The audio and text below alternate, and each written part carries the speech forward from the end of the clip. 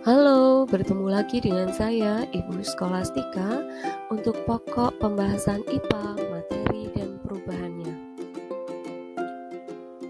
Pada video di samping terlihat adanya adonan kue yang mengembang. Kita terlihat jelas yaitu bahwa adonan itu bisa sampai mengenai plastik di atasnya. Contoh video yang kedua, di situ terlihat adanya kapur barus yang ternyata mengalami proses penyubliman, yang terlihat mulai memudar atau menghilang. Dua video tersebut tadi merupakan contoh dari materi. Apa itu materi? Materi adalah segala sesuatu yang menempati ruang dan memiliki massa. Jadi bisa dikatakan materi itu adalah semua benda yang ada di sekitar kita. Dalam kehidupan sehari-hari bisa kita lihat seperti contoh gelas, aksesoris lainnya, bahkan kosmetik yang sering kita gunakan.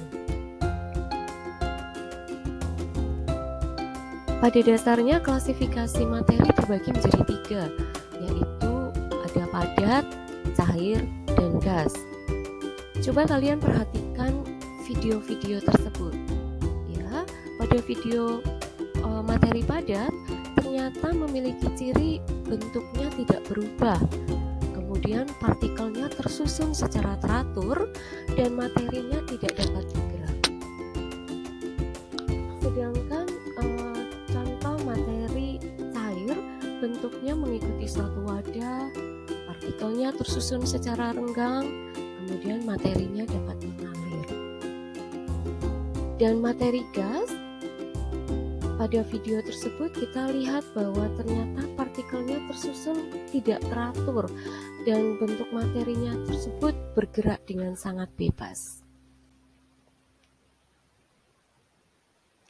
Perubahan materi terbagi menjadi 2, yakni perubahan fisika dan perubahan kimia. Perubahan fisika adalah perubahan materi yang mengakibatkan terbentuknya zat baru yang digolongkan ke dalam perubahan wujud, bentuk, dan pelarutan. Contohnya adalah es yang mencair, kapur barus yang menyublim, dan larutan gula pasir.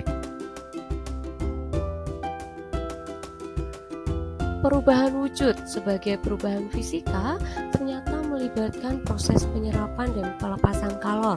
Contohnya adalah proses penguapan, proses pencairan, dan proses menyublim.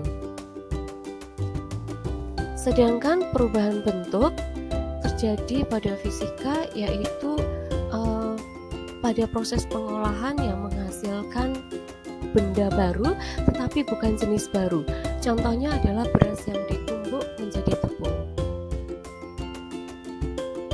Contoh yang kedua bisa dilihat dari video di samping adalah proses besi yang ditempa menjadi sebuah pisau.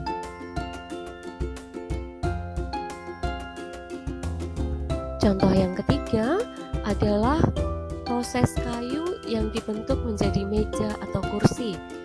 Di video tersebut kalian bisa menyaksikan itu adalah proses dari terbentuknya kayu atau proses terbentuknya kayu menjadi sebuah meja atau kursi. Contoh yang keempat adalah benang yang ditenun menjadi kain.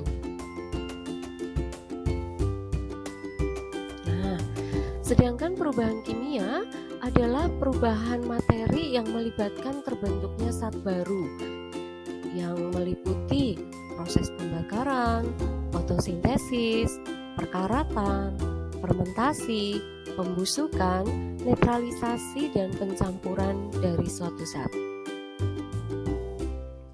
Contoh yang pertama adalah kertas dibakar menjadi abu. Dari video tersebut kita bisa melihat ada kertas kemudian menghasilkan zat baru menjadi sebuah abu. Contoh kedua adalah perkaratan besi atau yang biasa kita kenal dengan proses korosi pada besi. Contoh yang ketiga adalah fermentasi ketan atau singkong menjadi sebuah tape. Jadi dalam hal ini bahan bakunya adalah sebuah ketan atau singkong, kemudian diolah menjadi suatu bahan baru atau zat baru, yakni tape ketan atau tape singkong. Contoh yang keempat adalah pembakaran kayu menjadi arang. Kenapa dia disebut sebagai perubahan kimia? Karena awalnya kayu, kemudian dia menghasilkan zat baru menjadi arang. Dan contoh yang kelima adalah susu yang berubah menjadi yogurt, di mana dari proses pembuatan yogurt ini berasal dari susu segar yang melalui sebuah proses pemanasan, kemudian diberi tambahan starter, biasanya berupa lactobacillus, yang dilakukan proses pemeraman antara 6-8 jam, kemudian pada tahap terakhir harus disimpan dalam suatu suhu sekitar 4 derajat Celcius selama kurang lebih 24 jam. Yogurt ini banyak sekali loh ternyata manfaatnya, salah satunya bisa menurunkan kolesterol. Nah, kesimpulannya, ciri-ciri dari perubahan fisika: tidak terbentuk jenis zat baru, kemudian zatnya itu dapat kembali ke bentuk semula, perubahan ditandai dengan perubahan sifat fisika dari materi saja. Sedangkan perubahan kimia ciri-cirinya adalah terjadi perubahan warna, perubahan suhu, terbentuknya gas, dan terbentuknya endapan. Terima kasih. Selamat belajar, semoga bermanfaat. Salam sehat selalu dari saya, Ibu Skolastika.